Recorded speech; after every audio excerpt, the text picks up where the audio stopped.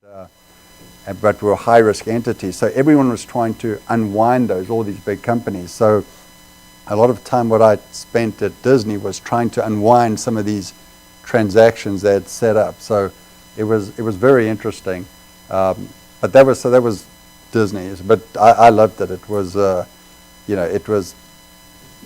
still look fondly, still have a lot of friends there. One of my mentors there who actually ended up getting me helping me move to Guess, the company afterwards. He's now the CFO at Nike. So it's you definitely meet a lot of well-connected people, and it's and even today it's still very good friends with a lot of the people that work there. So how did the switch then happen from entertainment to retail and to Guess? Okay, so after Disney, I was at Disney, and what happened was I got this call from this recruiter, and said, "Hey, we're they're looking for a controller at Guess Jeans," which was a public company at the time based in LA, and so it sounded interesting, and I ended up meeting the CE. It was a very weird situation. I was interviewed. I was hired. I was looking at the controller position, and my boss would have been the CFO, and I ended up being interviewed by the COO, and the CEO. And I said, "Well, shouldn't I be meeting with the CFO?" He said, "No, we're looking to replace him also." So it was okay. This sounds a bit weird. And so I ended up meeting the COO. He ended up hiring me. What I didn't realize was at the same time, they were also recruiting the CFO, and the CFO who they were trying to recruit was this guy, Andy Campion at Disney, who was kind of the blue-eyed boy at Disney. And he had recommended me as the controller. So he accepted the CFO role, recommended me. I then accepted the controller role. And then he backed out of the CFO role. So he got talked out of it by the CFO at Disney. And so anyway, so then I went to, I joined Guess, and my first day on the job was I actually met the incumbent CFO, which was a bit awkward because he had never interviewed me. So, but Disney, Guess was amazing. It was a completely different industry, where at Disney we were, like I said, 100,000 feet in the air, just moving these big blocks like this. Guess was, as part of the fashion industry, it was very what I call trench warfare. I mean, you're in the trenches, you're only as good as your last season. So if you think about the fashion industry, you're designed for a season, and there's 4 seasons in the year. So you can be doing amazing, but if you get one of them wrong, for that, and you buy, you're buying like, I'm going to buy a million, 2-3 million units for a particular season, and you make a guess on what the trend's going to be.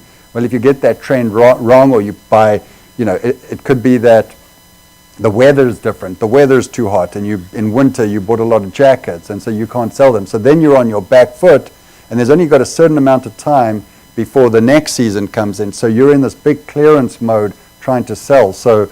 And it's even harder being a public company because with public companies you make expectations. You give numbers for the year, you guide to what your results are expected to be for the year, and then you have these meetings every quarter, and if you have one bad quarter, the stock price tanks. So you're constantly trying to be able to hit your quarterly numbers, and the challenge is that it takes a lot of the strategy out of it, because it becomes very tactical in just terms of how you're trying to hit your numbers, and it's so that's definitely a big challenge. Whereas with something like Disney, it was very much you would have contracts that you'd set for a year or for 2 years, and like ESPN had a contract with Time Warner, and it was a 2-year or 3-year or 5-year contract.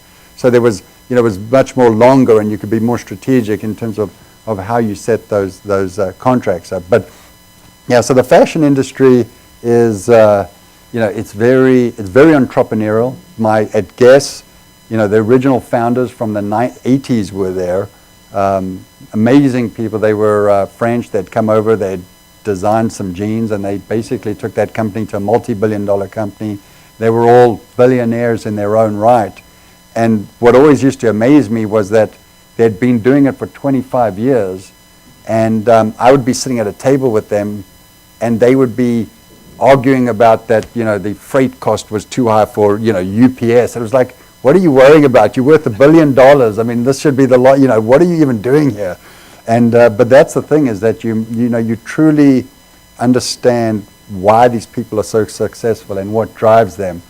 And that's, so that was definitely, there's some pros and cons about being in the fashion industry, but the pro is definitely, being very close and personal with the original founders and just truly understanding, realizing what it takes to be that successful. So how was that when you moved from Disney to Guess and you interviewed for a controller position and then you became the CFO?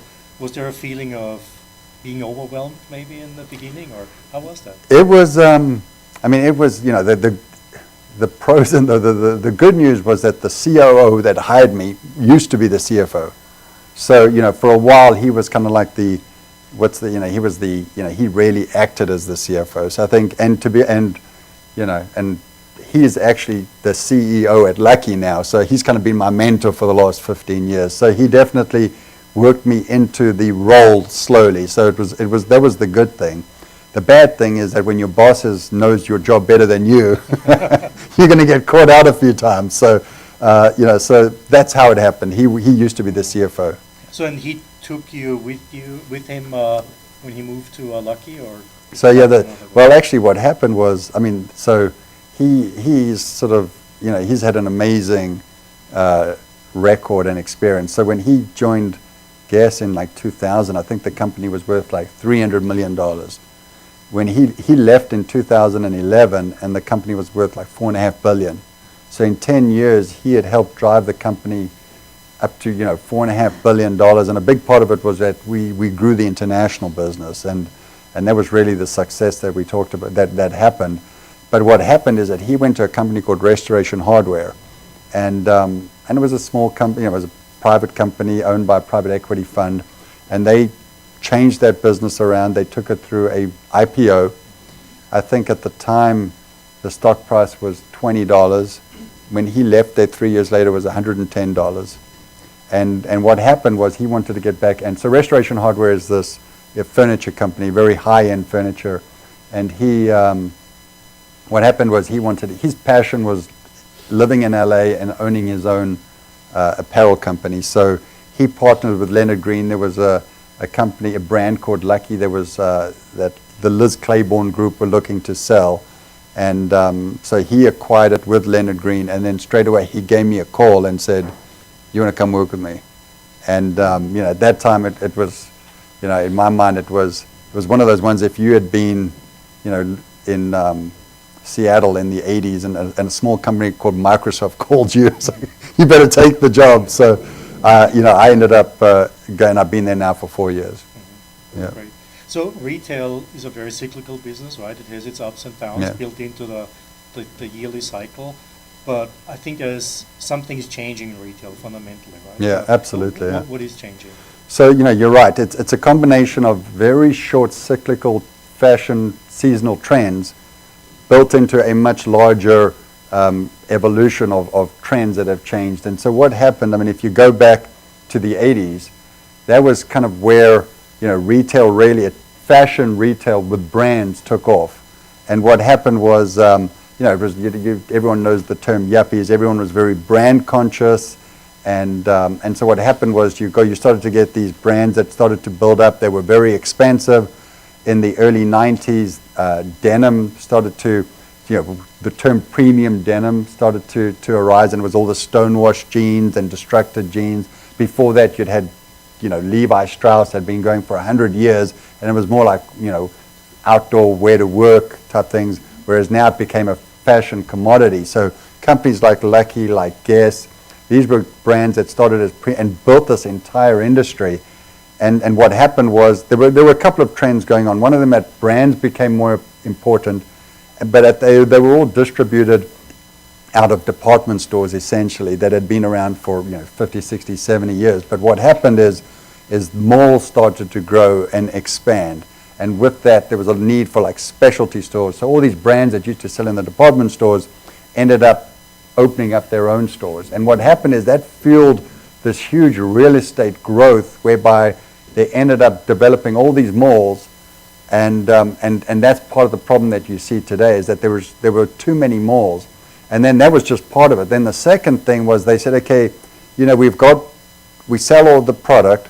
Now there's always leftover product. So what do we do with that leftover product at the end of the season? We don't want to sell it in the same store. We need to move it out, because that's going to create problems for the next season that we want to sell. So then they created these outlet malls. So now you had these two different trends going. You had this growth of the specialty, what they call the full price, and then you had the growth of the outlet, whereby you were liquidating all of your old product. So that was kind of the late 90s, early 2000s. And then what happened was people realized that actually you could make money in those outlets. And what happened was, instead of just selling the full price product 3 months later, they said, let's actually produce our product at much lower cost. So if you were producing something at $20 or $50 or whatever it is, depending on what product it was, could you now produce it at $10, sell it for half the price, and make just as much money? And that's what happened. So it became the outlet produced track. And so what happened was, then all of a sudden you had 1,000 full price malls, then you had 300 outlet malls, and that's really what drove a lot of the growth in the 2000s for a lot of these brands, whether it be American Eagle, Abercrombie. The Gap was a clear example of just a huge expansion.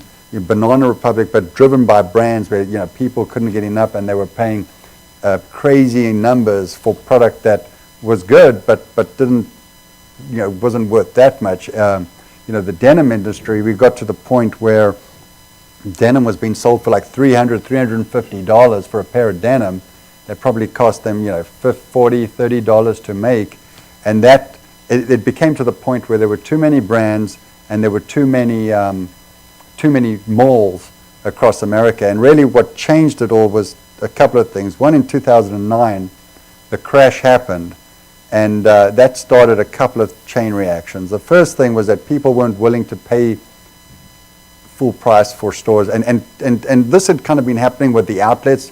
If you could go and buy a Coach bag for $400 in a full price store, and now you could buy one for $200 in an outlet store, people started figuring that out and started going more to the outlets. So the outlets, they used to have the stigma, and now that changed, where people would go to people with money would rather go to an outlet store, and the malls were developing them into a way that they actually were destination places to go. So in 2009, the crash happened.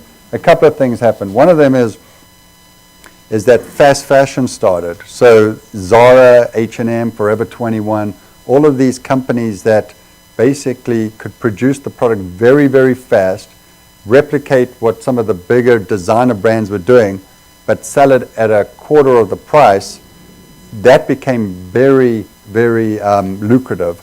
And now it was disposable, because you'd wear it for 3 or 4 times, twice maybe, and then you would throw it away. But for that type of the season, when you're only going to wear it for 2 or 3 times during that season anyway. So it it provided it was a lot cheaper, and B, it connected with the consumer that that they weren't going to wear it that long. When the season came, the season changed. Zara would bring something new, and it's very interesting. It's what happened. They call it the first mile, and what it is what's the fastest way that you can get the product from the factory to the store. So most companies like the Ralph Lauren's of the world, they'll have a 52-week cycle from when they start to design it to when it gets to the store. Zara, Forever 21, they can do it in 4 to 8 weeks.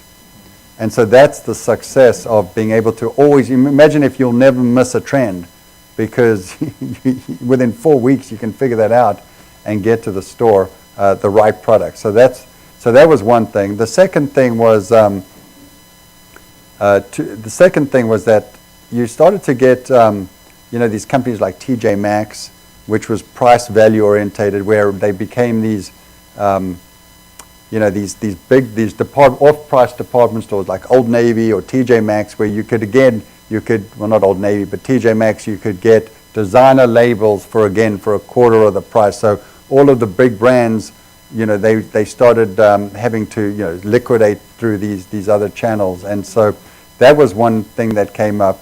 The other thing that's happened, which is really the millennials. That's now the biggest industry, I mean, in terms of population demographic. And what's happened there is that, look, we had the yuppies that were obviously very brand orientated. Millennials aren't. It's more about experiences and customer and personalization.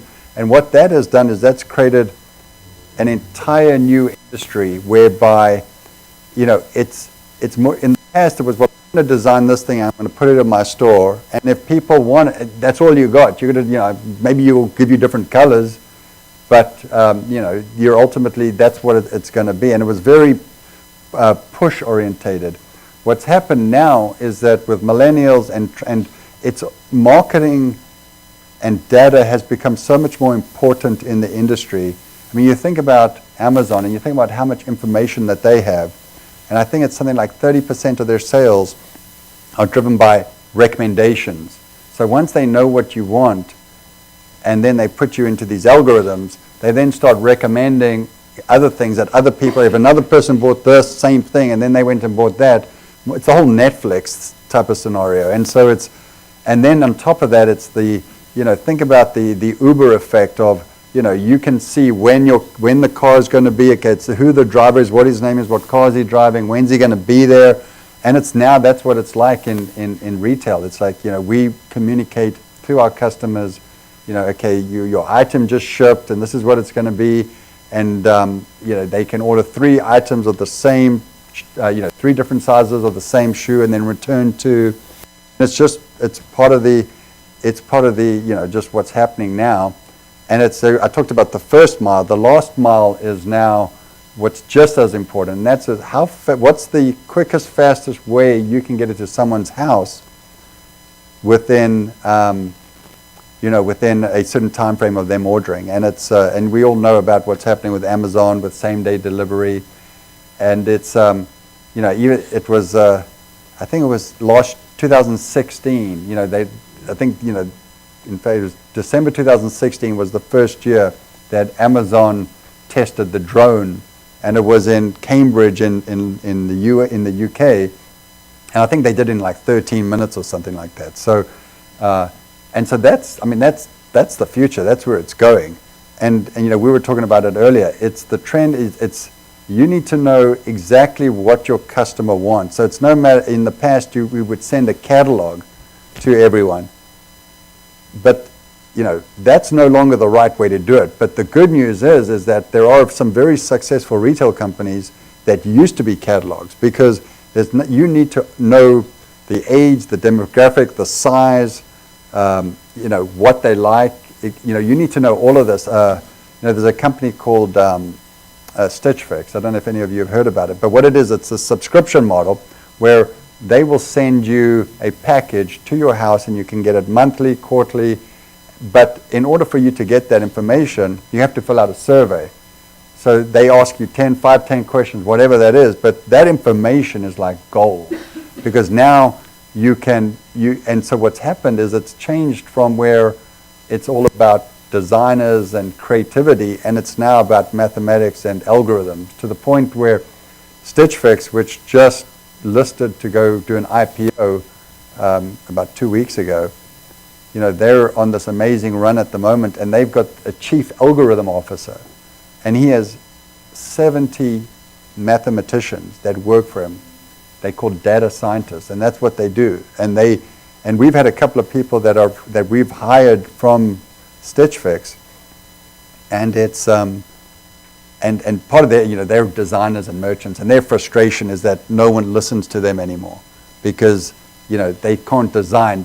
The math, the engine tells them what that customer wants, as opposed to them trying to develop a trend or something like that. So it's, there's a middle ground somewhere. I don't think it's all the way where it's going to be purely algorithm data driven, but the days of just designing something and pushing it into a store are long gone. So it's like I said, that's the biggest, single. And what's interesting now is that there's this war going on between Amazon and Walmart.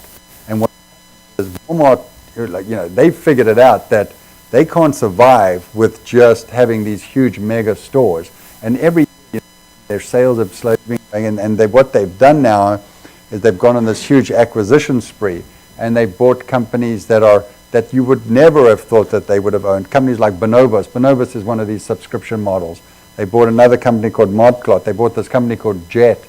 And what's happening is, and they're going to continue to buy, but they're slowly building up this arsenal of brands and online companies that will be able to ultimately compete with Amazon. And then on Amazon's side, they're on the complete opposite side. They didn't have any stores, and they've realized it, but they don't make any money, at least not directly. I mean, they do with the Prime membership and some of the other networking IT services that they do, but they've realized that they need to have stores because there's only so much you can do just from an online perspective. So that's why you may have heard that they acquired Whole Foods recently, and then they struck up this deal with Kohl's. And so what's happening with Kohl's now, and Kohl's is clever because also they've been struggling, department store, and they need to get traffic to their stores. And so they've got this agreement with Amazon now where you can return product if you buy something on Amazon, you want to return it, you can just drop it off at Kohl's, and they'll package and send it back. Or if you want to pick it up at Kohl's and try it on, you can do that also. So there's this whole, the whole fashion retail industry is kind of, everyone knows that you have to have online business and you have to have stores.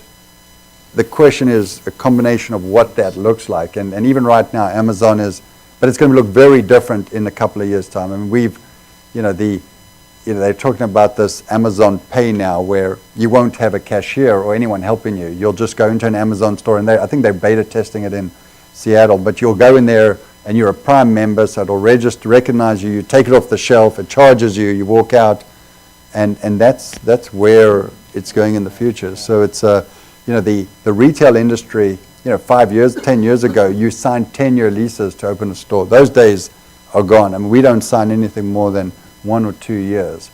And By the way, you made me feel very, very bad when you said that you wear an item 2 or 3 times a season. I think I've owned this pair of jeans for about 5 years. And you're lucky brands, by the way. Yeah, thank you. Good. We designed them that they'll only last for 3 seasons now. Sounds like you have a lot of, in retail in general, in fashion in particular, a lot of important strategic decisions to make. Absolutely. Are those decisions, are they intuitive? Are they also a lot of, are they data-based? Are they centralized, decentralized? Can you walk us through the culture of decision-making a little bit? No, absolutely. So it's, it's in any industry where there's a lot of disruption going on, ideally what you want to be is very strategic, and you want to think, set up plans to go think 3 years out, 5 years out, 10 years out. And so, and we do that. We have long-range plans that are 5 years out, and we get the teams, and every year we rebuild our long-range plan. And there's a lot of strategic initiatives that go on, and we want to be an international company. We want to open stores in Europe. We want to get into different categories. We want to get into watches. We want to increase handbags. We want to, there's all these different strategies that we have, and we meet regularly as a team, the executive team. And it's very inclusive, and everyone's got an opinion and gets a vote at the table. The challenge really is, with an industry that's changing so fast, whatever you did, we finished our long-range plan in we just did one in July of 2017, and we're now in November of 2017, and we've got our next budget that we have to set for 18. We're setting it in January, and we're already, kind of, and not throwing out the long-range plan we did, but really looking at thinking like it's moving so fast that we have to move faster. And so there are some things that we're able to do in terms of like testing. So it's very data-driven. So, what we want to do is before we make a big commitment on a particular style or a different product, we want to understand what our customers are, whether they'll like it or not. So what we did is we've got this software company called Maker Sites, and what they do is all like survey driven. So we'll say, okay, here's our customer base. There's 2.5 million people. go and survey a whole bunch of them and tell us whether they would like this particular style and compare it to 5 other styles. And you may only get, 30, 40,000 people respond back, but it quickly tells you before you go and spend a whole bunch of money on buying that fabric or that design that this is the one that's going to work. So it's become a lot more data driven. The other thing that we're doing is we're obviously focused very much on that. While our age group demographic tends to be 35 and older, we're realizing those millennials are coming up and they're going to be moving into our age group. So we definitely want to capture them. We realize that from a real estate decision making, we need to be a lot more flexible. We can't sign those 10-year leases because who knows whether that mall will even be there in 10 years' time. I'm sure there will be, but it's probably going to be a lot less than 1,000 malls. So but we're also very focused on our customer and making sure that we can, we know as much about our customer. So we're obviously, loyalty programs, those are the key things where you really, you can get to know your customer as much as possible. It needs to be very personalized. So, there's different approaches that you would take from a marketing perspective. If it's, if someone's a regular customer, that's different to how you'll treat someone that hasn't shopped your brand in a year and is potentially going to leave. So there's, but it's moving so fast. So there's certain things that you test, and there's some of the things that you have to kind of jump straight into and then kind of learn as trial by fire kind of thing. So that's the challenge that we're in at the moment. What does that mean for you as a CFO? That abundance of data, has that changed your job? How did you adjust to? And the pace also, right? Well, the beauty for me is that the challenge is that you're doing a lot of things that you haven't seen before. So that's part of the problem. So you don't have a lot of insight. But the beauty, but what the good thing is that we're seeing a lot of things that in the past, when we had to make decisions, it would be an intangible. It would be like, well, we should get into footwear. Well, why? Well, because there's a lot of other good footwear companies out there and they make a lot of money. Now it's very much ROI driven, and particularly marketing. Think about branding and marketing. And in the past, you would, most of your marketing budget would go to magazines and ads, and that, and you could never measure that. The digital world has completely changed marketing, where you can track where your customer came from before it came to your website, where they went. If you go and look on a particular website and you want to buy something, and then a week later you go to Amazon, and with the cookies that are tracking you, all of a sudden you'll see, or you'll go into Yahoo and you'll see in Amazon, whatever you were looking for a week ago, all of a sudden it shows up. So it's all starting to track you. And so it's so much easier to be able to determine an ROI on money that you put in. They call it a revenue on ad spend, ROAS. And you can say, okay, so if I spend this $1, I'll get $3 of revenue. So that's a 3 times. Or you should be trying to target like 10 times. So it's much easier in terms of being able to make sure that that you can measure the success of what you did. So would you say it's more informed and less intuitive? It's definitely more informed, and it's going more and more that way, and it's definitely more data driven, which is, from a financial person, a CFO, that's perfect. Like that's your dream. Decisions are made based on data, which in the last 20, 30 years they never have. So it's, but at the same time, what you're looking at now, that data may not be relevant anymore. Like you'll make a quick decision on something that in 6 months' time or a year's time, that could change. So it's definitely moving very fast. But for people that are interested in business and finance, it's when there's disruption, and there's this is a great time, a great opportunity for people to get into that industry, because if I was talking to a design class now, it would be very that 20 years ago, you're perfect for the fashion industry. Now I may be saying something different. I'd be very wary, telling people in a design school that you have to think very carefully about what you think you're getting into. Are you finding enough talent? Yeah, it's being in LA, there's definitely a lot of branded jeans, and there's LA's always been considered to be the manufacturing city of apparel and fashion in America. So there's a lot of, even brands in New York, they may have designers out here. So the good thing is that there's a great pool in LA of fashion-orientated design people. The challenge is, in terms of the peripheral industries, departments like my department, like finance and IT, that's definitely a lot more difficult. That tends to be, people tend to move a lot around, and it's not that easy to recruit those positions. And part of the challenge is just, there's definitely the retail fashion industry has it's just in a tough situation at the moment. So it's hard to get people to join that when they may be other opportunities. Whereas if you're in the fashion industry, you've got to stay in. So that's not really where we have our issues. You are owned by a private equity company. How is that different from working for a company that is listed on the stock market or that is completely private?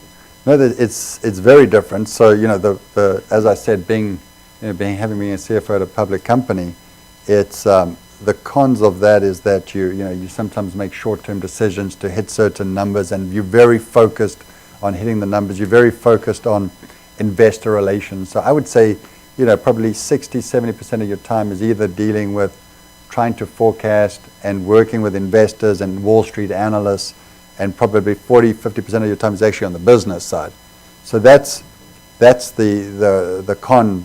But at the same time, the pro is that these tend to be well capitalized companies. If you went through an IPO, and you tend to be well capitalized, and so you don't tend to have a lot of leverage type situations. Whereas the private equity industry, that's what it's built on, is private equity funds. They have investors around the world, and they'll have a fund. So you could be in Fund 7, and Fund 7 could be, a $3 billion fund. And so what they take that $3 billion, and they have to invest it pretty quickly. And private equity funds are all about a return, a multiple return. So, typically they want, if they invest $100 million in a business, so how it works is they'll put $100 million in a business, and let's say they buy it for $200 million. The other $100 million, they will try and get some banks to loan them the money. So what happens is, and then on their 100, the goal is typically a 3 to 5 year window, typically 5, where they will try and exit out of that and hopefully get a 2 or 3 multiple. They're very happy with a 2 or 3 multiple, very proud of that.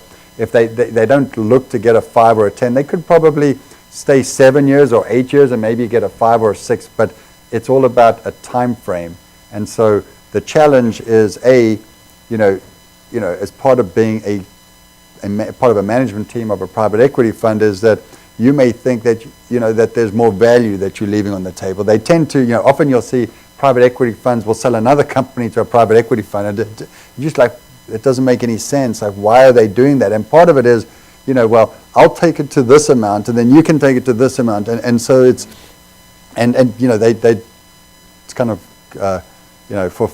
they have a certain reputation, but they're not greedy. They're just trying to get their return and get it as fast as, so the faster they can get their money, the faster their return is, because it's all, they're promising an interest rate to their investors. So if they can get the money back, 100 million back in 2 years, the return to that investor that put the money in to fund that may be higher than if they get 300 million in 5 years.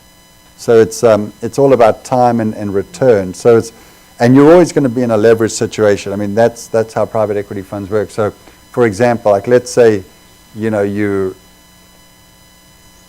buy the company, and they put $100 million of debt to finance the company. Well, if the company has a positive cash flow and is making a lot of money, they're not going to pay down the debt. Whereas if you're in a public company, you would pay down the debt, and that makes you look better to Wall Street, and your stock price goes up. Whereas with a private equity fund, what they will do is they'll call it a dividend recap. And what that does is basically it's just a way of them getting their money out quickly. So instead of paying down the debt, they'll either pay a dividend to themselves, or what they'll do, if the company's really doing well and has got a lot of cash flow, that means it can afford more debt, because it's all a debt leverage situation. So now, if you could only afford if the company, when you bought it, could only get $100 million based on the EBITDA that it had at the time, Well, if you go and triple the EBITDA, you can now get 5 times as much debt. So it's all, and so then they will dividend recap. So they will go to another bank and say, loan us another 100 million, and they will take that 100 million, instead of putting it into the company, they'll bring it back to them. And so that's part of the challenge. The pro of being in a private equity fund is you definitely have a lot more leverage. So as a CFO, we have, let's say our freight bill is $10 million. That's how much we spend every year. Well, if you take a private equity fund and that has 20 different companies, when you add up all of their freight spend, that could be $200 million a year. So what happens now is, instead of paying 25 cents a unit to bring it on ocean from China to LA, maybe it only costs you 17 cents. So there's a lot of leverage and benefits and synergies that you can get from being within a private equity fund family. Absolutely. Yeah. Now comes the scary part. We'll move to Q&A. Okay. That's perfect. You talked about it, you have your 10-year plan. Oh, we have microphones somewhere. Hi, you talked about that things move very fast if you do a 10-year plan.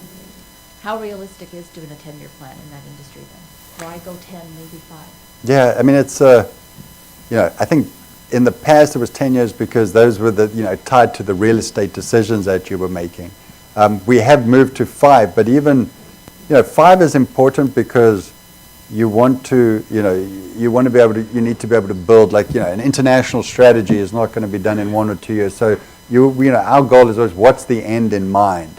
And so, now we're at 5 years. I mean, one could argue, as an example, when at Guess, we would also, a public company, you do 5-year plan. Well, in 2009, when the crash happened, the owner of the company was the CEO, said, let's not do why do a 5-year plan when the world is going through this major change? It didn't make any sense. And so we changed our efforts to focus primarily on how do we protect where we were in that time. So a lot of it is situational. But, the challenge, I think 5 years is a good length. And as long as you've got a 1-year budget with a 5-year plan, I think you balance yourself out. Just looking at 1 year can be dangerous also, because you never think long term. And you should always think, what's the end in mind? That's what the CEO of Lucky now, I mean, that's his mantra, which is it's always, when you try and, if you try and start now, there's always roadblocks that will, prevent you from trying to achieve the ultimate success. But if you think about what that success is and you focus on that, you'll figure out a way how to get there. So it's a good question. 10 is way too long. I don't think that does anything, but I think there's a balance between 1 and 5. It's interesting that you brought up international expansion. A while ago, The Economist published some data on globalization, international business development, and they showed that most companies only turn ROI positive after year 5 in international markets. So yeah, that's exactly what it is. Yeah. Although it's interesting now, it's in the old days when you went international with a brand in America, it was you'd find a distributor, and then they would build it up. But what's happening now is you can go straight online, so you can do like ASOS and all of these different online brands. It's just the world, even the international business is changing so fast. So it's very interesting. Other questions? Oh, thank you. You mentioned roadblocks earlier, and you've worked in a lot of industries and with many C-suite executives. What are a few qualities that those executives have that help you overcome obstacles, to get through these challenges, to adapt to the speed with which technology is changing? What are some really distinctive characteristics that you've seen a lot? It's I think obviously vision is important, and you need to be confident, and you need to say, okay, this is the end goal, and this is where I want to be, and you need to be very passionate about that vision. But at the same time, you can't be obstinate. You need to realize that there's going to be different ways that you're going to get there. So you may hit a certain roadblock, and you may have to change direction. And the CEOs that I've worked with that have been really successful is that they've always been very flexible, in that they're very ready to admit when they're wrong, and change direction but never forgetting where they need to get to. And that's the challenge, is that when you wear blinkers on and you just try and find one particular path, that can be a problem. And so it's so that's, from a CEO perspective, there's, to me, that is, you've got to have that vision, and you've got to be able to convince people that is the right path, because that's half the problem, is convincing the rest of the people in the C-suite that that's the right path to take, particularly when there's a lot of challenge and changes. And so, I always feel that, it's the attitude of the CEO sets the entire culture for the company. And company culture is particularly now with millennials and just the way the environment is changing. And before, like, okay, well, I'm going to go to a job, I'm going to work 5 years, then I'm going to get promoted, then I'm going to get 5 years, then get promoted, and that's changing. Whereby if people aren't promoted in 2 years, maybe they'll look for something else. The other thing is I think you need to be as a good CEO, you need to be very aware of all of the communications and the ways you can communicate with your company, your employee base. So, you think about, social media now, and how do you, that's just another avenue that CEOs can talk to their employees, particularly when you've got 20, 30, 40, 50,000 employees around the globe. In the past, there was a process whereby, you would the CEO in North America, in the US, you would speak to your first direct report in Europe, and then they would kind of spread it across the countries, and you never really knew what message was ultimately being communicated at a grassroots level. And now with social media, it's definitely a lot easier to go directly to your entire population, but obviously it can also be very dangerous if it's used the wrong way. So it's definitely flexibility, to me, is a key characteristic. Okay, I got more of a general question. Yep. For those of us kind of going into new positions where we may or may not know exactly what to do or how to do it, what's some advice to us when it comes to, say, somebody hands us a project and we know we need to get it done, but we really don't know how to do it or really how to go about it? Do we kind of put on the face and say, hey, I'll get it done, and then turn around and go to maybe a mentor or somebody close by that could maybe give direction? Or do you just work that much harder to figure it out yourself, or fake it till you make it, or Yeah, I mean, I think that's faking it could be a good short-term answer, but that can be it can be very dangerous. I think, ultimately, if you the right way to do it is that you should obviously go to your boss, and if your boss is a good leader, he should be able to explain it to you and be able to put you in a position that you will succeed. So if he's not doing that and he's just throwing you into the fire pit, that probably tells you something about your boss, less about you. I would I think you definitely, in a large corporation or even a small corporation, you should definitely look outside, within your department, but also outside your department. Look at your peers, make those relationships. There's definitely going to have been someone that's going to have done that before, hopefully. So, but generally, I would say first, never be shy to go back to your boss and say, hey, maybe help me with this project. As a good leader, if your team's not successful, you won't be successful. So I would go to your boss first. Ultimately, you want to understand what his expectations are. If you try and do something different, you may not meet his expectations. And sometimes, he's just busy or he doesn't know. And I think, typically if someone that reports to me comes and asks me, hey, explain to me exactly what you want here.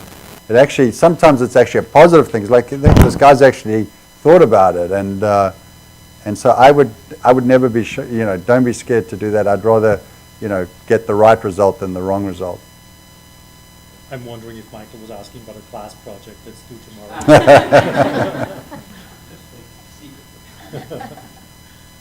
Do you have any other questions, Dr. Sengupta? I think you had a question, right? So Nigel, Zara has their supply chain is excellent because of the pre-positioning of fabric, and they control their own fabric. How good is your supply chain? How good do you need? So the challenge is, we're a retail business and a wholesale business. So half of our business we sell to department stores and half of our business we sell in our own stores. So part of the challenge is we're somewhat dictated to by our department stores in terms of when they want to go to the market to show them the product. So that's the challenge. But the answer is, that's the roadblock. The answer is you need to be very fast. I mean, we need to, Zara is clearly is the epitome of where you need to be. And so fabric positioning is a great example. That's the only way to do it whereby you can accelerate your supply chain. So right now we were at 52 weeks. We have an 8-week, we have a 19-week, and then we have a 38-week. And it means different things. A 38-week will be whereby you're working with our designers will tell our vendors, our factories what to design, and they'll go and design it for us. And we will have fabric position. We'll have the fabric ready there. That's the 38-week. The 8-week calendar is, we find out that, this season it's for women. It's a cold shoulder top off the shoulder that is selling well, and we need to be able to get that product in. And we didn't design any of that. And we will go to a vendor that's already designed it and just say we want 1,000 of those. I mean, here's a good example. This is example of just how trends can change. The latest trend in women's fashion denim is to have the hems. I don't know if you've seen them, but they get cut. It's not the straight hem like it's jigsaws and all of that. So what happened is we bought all this denim, we sent it to the stores, and then we realized that that this was this trend. So we sent it back to our distribution center, and we had actually people cutting it with. Anyway, so that was cheating, but anyway, that's just how fast things change and how you can get things wrong. But yeah, I would say, out of 10, if you said 10 was amazing and 1 was bad, we probably had about a 5, I think. That's a good question. It's part of exactly one of the things we're dealing with at the moment. That's not what I meant to do. I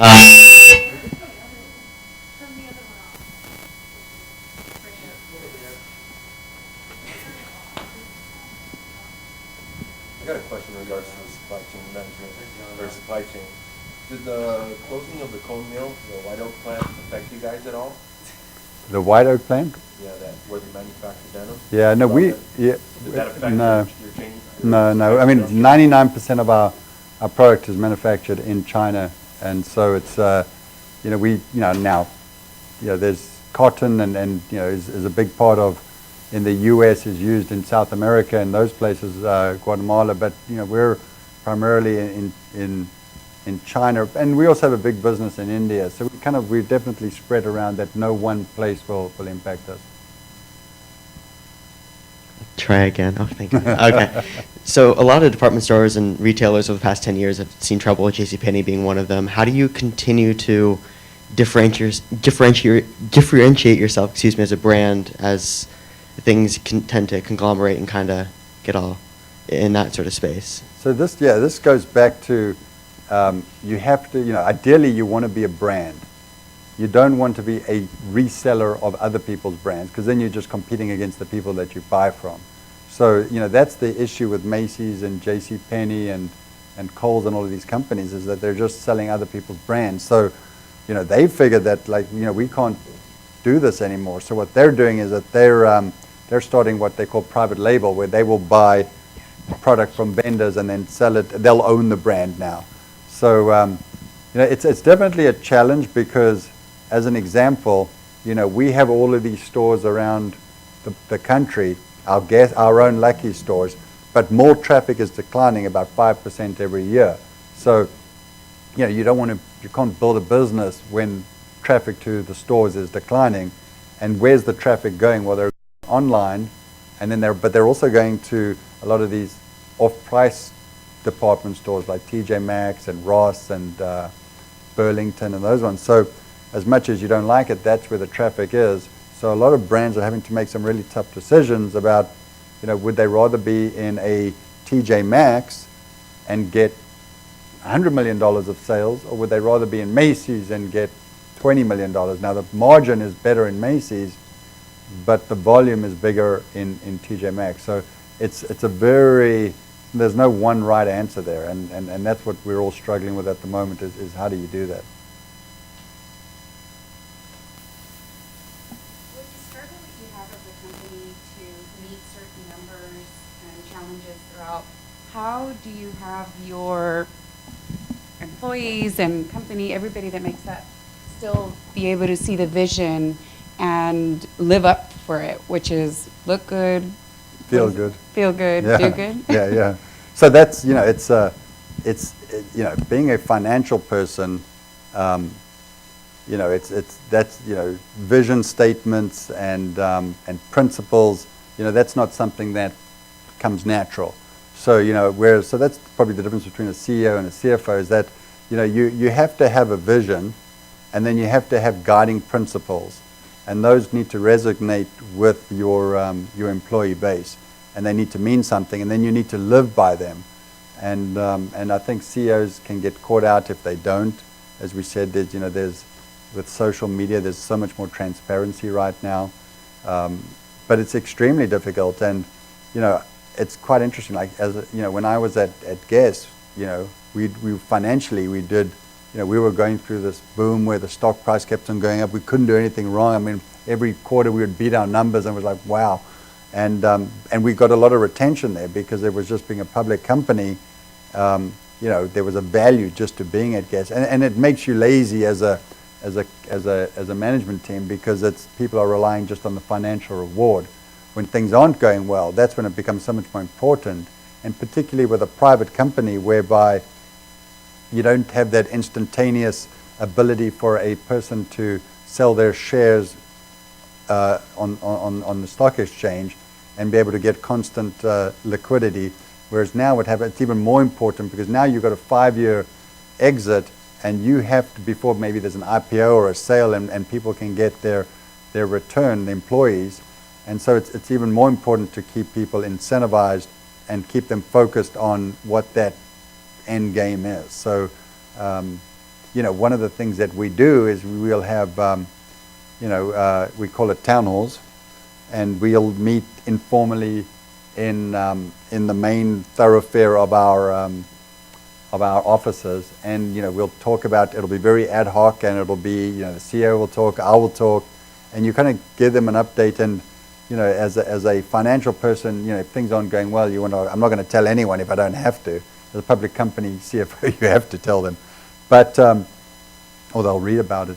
But I do feel, you have to be transparent. I think you have to tell them the good and the bad, and they need to know where they're going. And as long as you keep the end in mind, and you're very clear, and you're very making sure that people understand how you get there. And we talk about 1-year plan and 5-year plans. It's very important that you communicate those strategies that support those to the team so that they understand what those are. I think that's definitely a key so that they can appreciate them. I was wondering, with the kind of company you guys are, when you're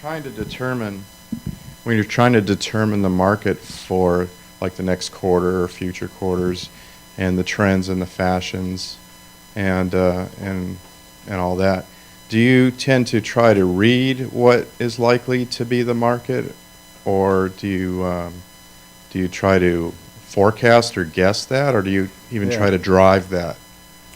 So we have, so particularly when we're talking about product, there's definitely a lot of software tools that are now in place. I talked about one of them, which was that testing tool where you can do surveys. There's tools whereby you can, there's kind of long decisions about like opening a store in a particular mall. For example, like with companies like Experian, where there's so many different companies now that have got that Experian data on customers, and so there's all these different segments, and then they take all of your credit card information, and they basically, okay, this is your customer demographic. So, they'll have 71 segments, and one of them may be called Country and Cabernet, which is kind of affluent, couples that kids have left to go to college, and they're $150,000 average household income. And then what you do is you can use those tools to say, okay, within this particular location that I want to open a store, if I know what my customer demographic is, how many more are out there within a drive time? And they measure the drive times of like 31 minutes every store. And so there's this software out there that can measure those things. So there's pretty much data for every decision. The only one that's really a challenge is trying to figure out how many units to buy, and I think right now it's still very difficult, and that's why the supply chain is so important. Being fast, because if typically I sell 1 million units a season, well, if 38 weeks out, let me only decide on 500,000 of them, and now keep the other 500,000 decision open when I'm closer to the season. And maybe there'll be 4 or 8 weeks, and I can then order into that last 100 or 200 or 300,000. So that's why the supply chain is so critical as part of the process. Is that process part of what, can you use that to help determine what fashions and trends are likely to be popular? Absolutely, because the type of designs of clothes. Yeah, so think about it. So we used to have a 52-week cycle. So we would start designing 52 weeks out, and so we were designing and choosing what we were going to sell before. So let's say spring 2019, that was the season we're designing for. We were trying to design before we even saw spring 2018. So at least by moving from 52 weeks to 38 weeks, we now at least have the season directly before that, understand what the trends were. And we're not high-end super fashion that in a trend that changes every season. We're more kind of like every year, every 2 years it changes. We're more like a basic type of thing. So just moving from 52 to 38 weeks has been a huge plus for us to give us more visibility. But we also we don't want to buy every single unit at week 38. We'd rather save half of it and chase into something with 8 or 12 weeks or 19 weeks left to go. One final question, maybe? So Nigel, with the holiday season coming up, when can we expect a loyalty discount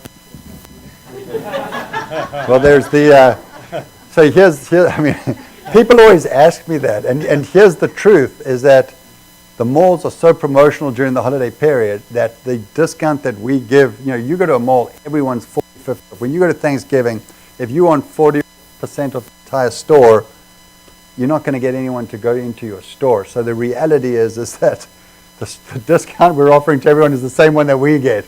So it's, can I have a discount? Well, let's just go to the store. Yeah. Well, the answer is it's there. Just go to the store.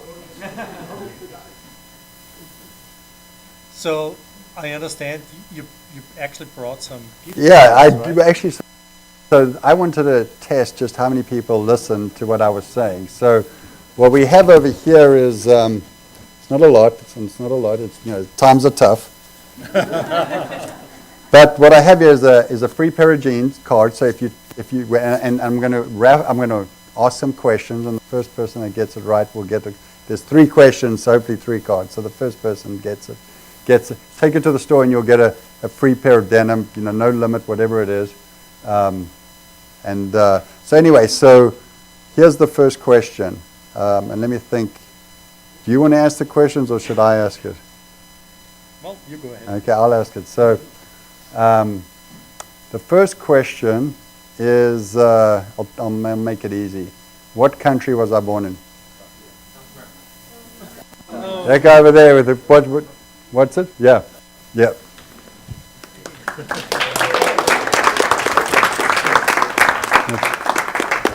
So the next question is, so the person that was my mentor at Disney, what company does he work for now? Nike. Yep.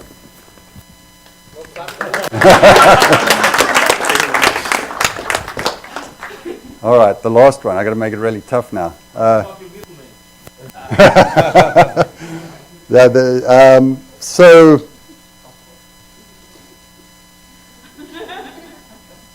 Let me think of a good one, and this will be someone that I won't have said something in here, but someone will have to will have to have known the answer through research. So this will be the closest answer. So how many stores do we have that are our own lucky stores? 350. No, you got the answer. Well done.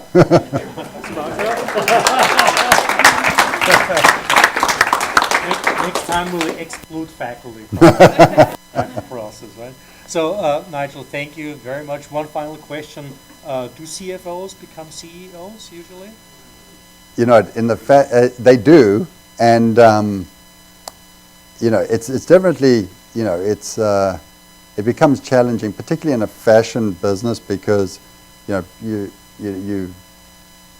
have to know the product, and typically CFOs won't know the product. So, but definitely in other industries, I've seen it, and it definitely works. It definitely results in more rational thinking. But in the end, there's that vision, and there's that there's that certain sixth sense, and sometimes CFOs don't have that. So it's sometimes it works, sometimes it doesn't. Wonderful. Yeah. Let's all give a big round of applause to our guests.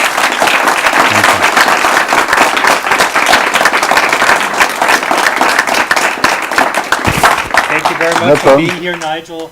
And we'll bring another guest for another Fireside Chat in the spring. And just a little promotion also. This weekend we're going to have a startup weekend at the Sports Academy. So it's a 3-day event where teams create startups from Friday night until Sunday evening, and then they pitch to a panel of judges Sunday evening. And next week on Wednesday we're going to have an entrepreneur speaker series at Hub 101 in Westlake Village. Startup weekend starts at 5 p.m. on Friday. Entrepreneur speaker series at 6 p.m. So please make sure that you attend those events too. Thanks very much for being here today. And if anyone needs to, you've got my email or my contact details. If anyone has a question or anything like that, please feel free to email me, and make sure that I get back to you as soon as possible. Thanks. Thank you very much.